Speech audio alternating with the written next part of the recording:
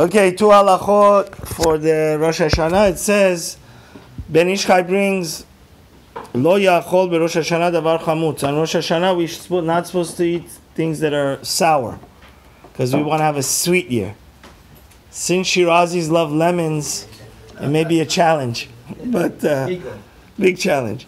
Velo tavshil mevushal. So the choresht and the different foods that you cook should not be sour. So even, it's an interesting thing, when one chooses even anar, pomegranate, you should choose sweet ones, the Ben Ishchai brings, because he says even, so it says, also unripe fruits, which are usually sour, we should stay away from those. Rather, what do we eat on Rosh Hashanah? Sweet, fat. So we have a year that's full of sweetness and good things. We don't want to be too fat, but we want it to be a rich year. So it says, that's why the prophet also, Ezra said, Ichlu mashmanim ushtu mankakim shu manot leveki kadosh. Actually, in the prophets, it talks about Rosh Hashanah, and it says, already from the times of prophets, this custom was that on this holy day, it said, send to your friends sweets and fatty foods. Yizayeh shelo yichos. It's very important that on Rosh Hashanah one not get angry, because Rosh Hashanah is like the nucleus of the whole year. It's the momentum. So if God forbid you get asabani, chas v'chalila, it creates a bad luck for the bad momentum for the whole year.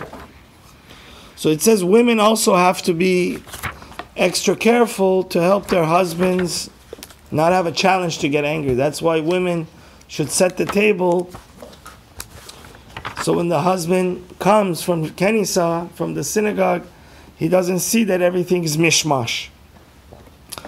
So it says it says the family members shouldn't try to antagonize the father. People shouldn't antagonize each other to become angry, because it's not a good omen. It's not a good siman for anybody. But it says, if chas v'shalom, people are not with the program, and they're not doing what they need to do, chas v'shalom, heaven forbid a person should get angry, because so you have to take a lot of Kool-Aid on Rosh Hashanah also to be relaxed, because even in your heart, the Ben Ishchai says you shouldn't hold any grudge.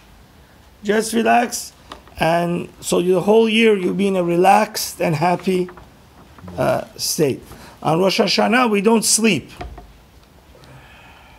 That's why around 6:30 is nets. Because according to the Zohar and Kabbalah, they start judging you already at nets. Rav Sternbach brings it in his Teshuvot. So in Israel, actually, when I was, all the shuls, the very chazak, serious people that were in there, they were always davening nets with sunrise. Even Rosh Hashanah, Yom Kippur. So one should, Ben Ishchai brings also, one should get up before nets. He says here even before dawn. But he says, if one has a headache and is tired, it's okay to sleep afternoon, right? After like 1 o'clock. Anyways, we're here till 1:32 in the synagogue. So the main time that one should not sleep is when? In the morning. In the morning, from dawn or nets, different opinions.